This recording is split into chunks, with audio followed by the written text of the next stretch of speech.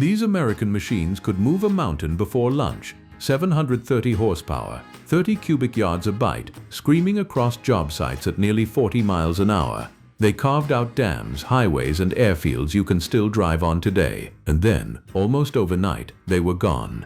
Some sold barely 100 units. Some dragged their own makers down with them. These are 10 legendary American scrapers that vanished way too soon, and number 1 sold fewer than 10 before it tore itself apart. Number 10. The LaPlant-Choate TS300 Moto Scraper. Let's start with a machine most people have never heard of, from a company that was once bigger than you'd ever guess. LaPlant-Choate, out of Cedar Rapids, Iowa, had been around since 1911. They literally started out building house-moving equipment. By the 1930s, they'd clawed their way up to become Caterpillar's second-largest attachment supplier, right behind R.G. LeTourneau himself. That's elite company. When LeTourneau proved that a self-propelled scraper could change the entire industry, LaPlant-Choate wanted in. Their engineers had a working prototype running by July 1945, and after ironing out the bugs, they launched it into full production in 1947 as the TS300 Moto Scraper.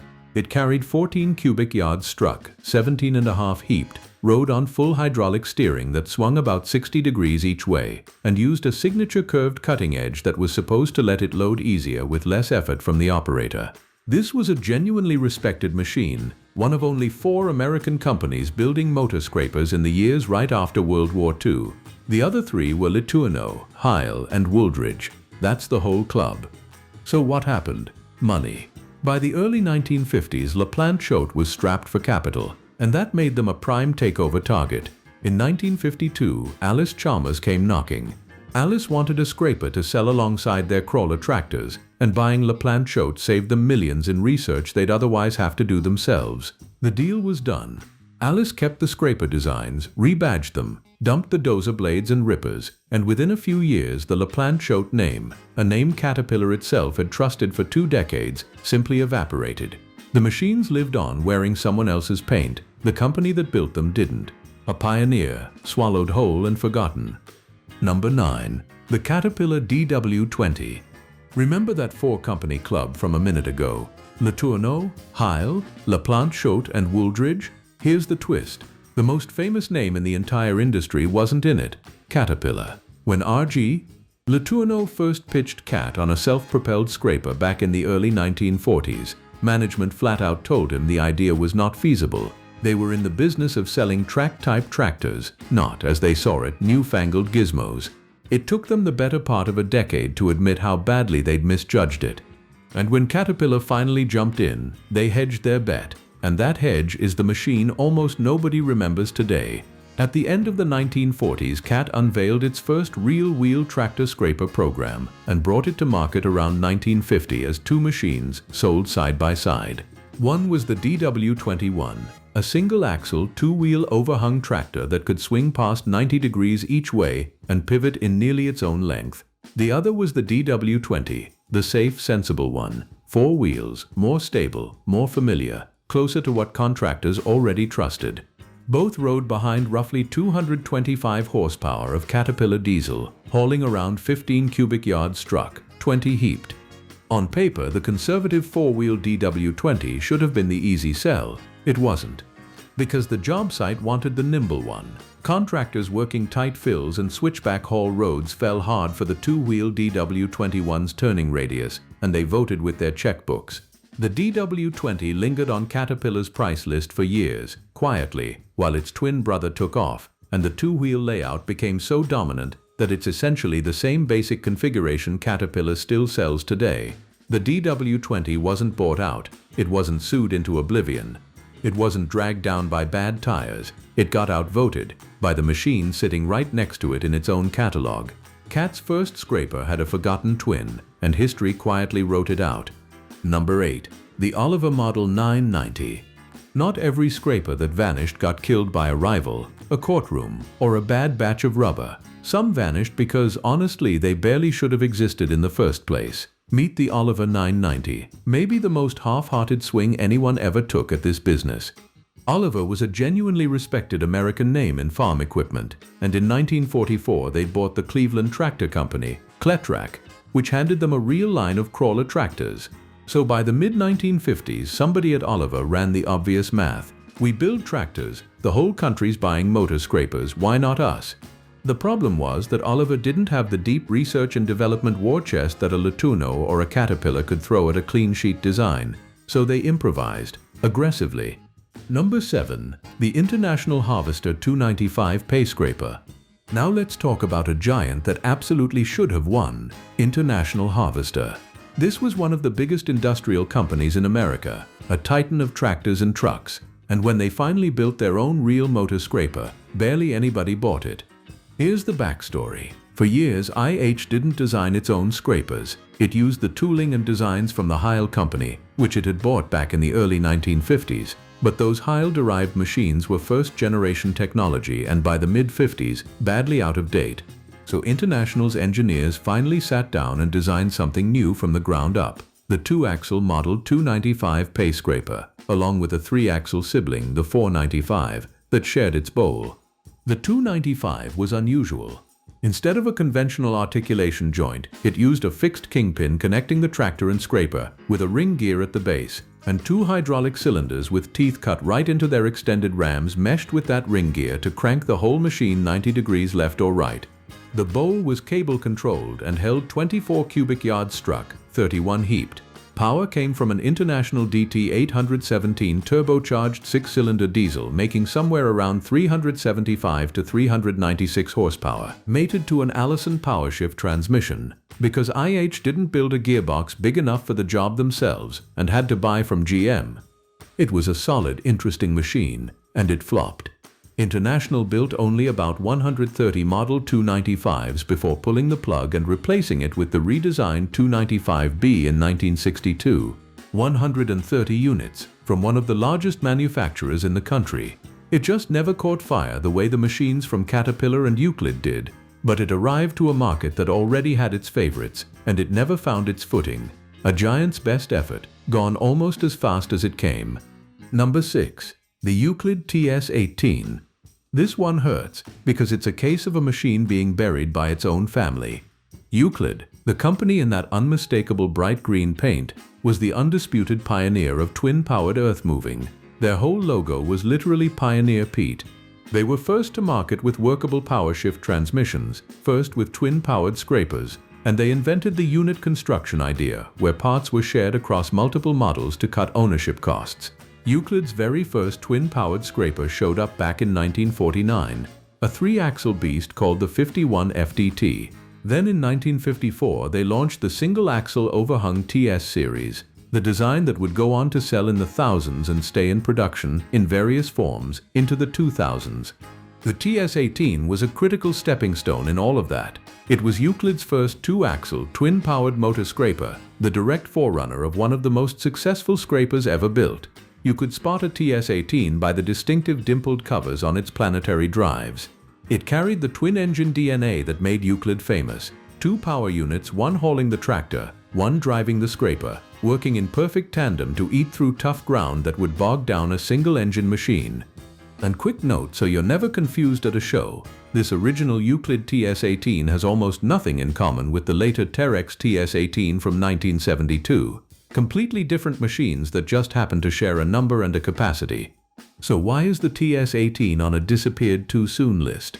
Because Euclid engineers took everything they learned building it, stretched it, refined the planetary drives, redesigned the rear frame, and turned it into the TS24, which arrived in 1957 and became a legend that reshaped entire landscapes. The moment the bigger, better TS24 landed, the TS18 was obsolete inside its own catalog. It faded so fast and in such small numbers that today there isn't a single mass-produced scale model of one. Collectors have paid over $1,000 for custom-built miniatures. The machine that paved the road for a legend got paved right over. Number 5. The Michigan Model 410. Clark Equipment was a powerhouse, famous for loaders, forklifts, and rugged drivetrains under the Michigan brand. And in a moment of ambition, they decided to muscle into the scraper business dominated by Euclid, Caterpillar, LeTourneau-Westinghouse, Allis-Chalmers, and International. On paper, they had no business there. Everyone else already had it locked up. But Michigan wanted a piece of America's enormous highway building boom. The problem? They showed up late. By the time Michigan got its scrapers to market, most of the really big interstate jobs were nearly finished. Still, the machines were gorgeous, exceptionally clean, modern, functional designs. They launched three: the 8 cubic yard Model 110, the 13.5 yard Model 210, and the 22 yard Model 310, all powered by Cummins diesels. And critically, they ran all Clark powertrains, Clark powershift transmissions, Clark differentials, Clark planetary final drives, which meant contractors who already ran Michigan loaders and wheel dozers got a huge bonus. Their scrapers shared tons of parts with the rest of their fleet. That kind of parts commonality was genuinely ahead of its time. Then in 1964, Michigan swung for the fences and added the big one, the Model 410, rated at 33 cubic yards struck, powered up to move serious dirt on the largest jobs. For a company that was supposedly a scraper outsider, they'd built a full, credible lineup from the compact 110 right up to a 30-plus yard heavyweight. And it wasn't enough. The 210 sold decently, especially in Europe where it was quite popular. But sales in the US, the UK, and Australia were moderate at best. The market was just too crowded, and Michigan had arrived after the party's peak. Clark, Michigan eventually made a hard strategic call. Get out of conventional open bowl scrapers entirely and pour everything into elevating scrapers instead. The 110 and the big 410 were dropped first. The 210 and 310 soldiered on until 1975, and then they were gone too. A beautifully engineered lineup that showed up a few years too late and left a decade too soon. Number 4. The LeTourneau-Westinghouse C500. This is the saddest kind of failure. A machine that was genuinely brilliant and got killed by a single stubborn design decision. Quick history. R.G. LeTourneau invented the modern motor scraper. His 1938 Model A Tournepull started the entire industry, and during World War II his company supplied over 10,000 towed scrapers and more than 2,000 self-propelled ones to the Allied war effort. Then in 1953 he sold the earth-moving side of his business to Westinghouse Airbrake, and the machines carried on as LeTourneau-Westinghouse, later just WABCO. By early 1960, their engineers began designing a bold new Tournepull, the C500, and it was a real departure. Instead of a fixed machine, the C500 was built around a modular concept. You could add or subtract engines, or even bolt on an extra bowl to reconfigure the machine for different jobs, more horsepower, or more capacity, all at the owner's discretion. The whole philosophy was about fast setup, fast teardown, and easy servicing. At its heart sat a General Motors 8V71 diesel making 275 horsepower, and true to LeTourneau tradition, a generator bolted to the flywheel drove full electric control of the steering and the bowl functions. Forward-thinking, flexible, clever. It should have been a winner. Here's the fatal flaw. Despite all that innovation, the C500 scraper was still entirely cable-controlled. At the exact moment the industry was abandoning cables for hydraulics. In 1962, Caterpillar dropped its famous 600 series, almost entirely hydraulic. The C500 suddenly looked ancient the day it was born. Sales were weak, and in 1964, after building no more than 70 units, LeTourneau-Westinghouse discontinued it. 70 machines. If they'd started the program even a couple of years earlier, or simply committed to hydraulics, historians agree they might have had a genuine hit. Instead, one of the most innovative scraper concepts of its era became a footnote, a modular machine held back by a cable, gone in 4 short years. Number 3. The Euclid SS40. Now we go big, genuinely physically enormous, because while everyone else was fighting over 20-yard machines, Euclid built a monster and then watched forces completely outside its control tear the company apart. Euclid got to the giant open bowl scraper party early. In 1959, they launched the 3-axle SS33, a 33 cubic yard machine that could shovel staggering volumes of dirt on flat, straight hauls, jumping ahead of arch-rival Caterpillar. Then in 1961, they went bigger still, the SS40, and monster is not an exaggeration. This thing carried 40 cubic yards struck and 52 cubic yards heaped. Customers could pick their poison. A Detroit diesel 12V71 making 432 horsepower, or a Cummins NVH12 rated at 450. At the end of 1962, Euclid revised it to swallow even more, dropping in a colossal Detroit diesel 16V71 pumping out 530 horsepower, paired with a 6-speed Allison power shift. Loaded, the SS40 weighed somewhere around 110 tons, and here's the part that should genuinely rearrange your brain. Despite weighing as much as a fully loaded semi times several, it could hustle its bulk down the haul road at up to 38 miles an hour. Just picture 110 tons of steel and dirt coming at you at highway speed. It was purpose-built for the biggest jobs on Earth, massive highway projects and stripping overburden off open-pit mines. So what took it down? Not the machine, the boardroom and the courtroom. General Motors owned Euclid, and the US Department of Justice hit GM with an antitrust action, alleging GM was on track to dominate the off-road hauler market. The settlement forced GM to sell the Euclid name to White Motor Corporation in 1968, split the product lines, and barred GM from re-entering the US hauler market for years. The Euclid empire got carved up, reshuffled, and rebranded in the chaos. A brilliant American giant, capable of moving a small hill in a single pass, got caught in a legal earthquake it never started, and the great open bowl monsters faded into the confusion. Number 2. The Caterpillar 632. Here's one hiding in plain sight, buried inside the most famous scraper lineup the industry ever produced, built by the one company on this list you'd never expect to stumble: Caterpillar. Rewind to 1962. Remember the 600 series from back at number 4, the hydraulic juggernaut that landed like a hammer and made LeTourneau-Westinghouse's cable-controlled C500 look ancient overnight? That launch was one of the loudest moments in earth-moving history, rolled out with enormous fanfare, and tucked quietly into that celebrated new family was a machine almost nobody talks about today, the 632. On paper it made perfect sense. Cat took the tractor unit from its smaller 630B scraper, bolted on a bigger bowl, gave it 360 horsepower and a 9-speed power shift, and slid it into the range. It should have ridden the 600 series coattails straight to success. Instead, it did the exact opposite. Contractors looked at that gleaming new lineup, stepped right around the 632, and bought the models on either side of it. It was caught in no man's land, too much machine for the buyers who wanted the 630B, not enough for the ones reaching higher. And here's the number that tells the whole story. Caterpillar built fewer than 200 of them, making the 632 the shortest-lived, least manufactured Cat motor scraper to date, a genuine flop from a company that almost never flops. It vanished so completely that even today the machine is so rare that very few images of it exist. The mightiest name in the dirt business built a scraper, launched it with a marching band, and then watched it disappear so quietly it left almost no trace it was ever here. Number 1. The MRS 250. We've saved the biggest for last. Not the rarest, not the fastest, the biggest. And it came from a company so obscure that even hardcore equipment people draw a blank. Meet the machine from Mississippi Road Supply. Here's the backstory, and it's pure American underdog.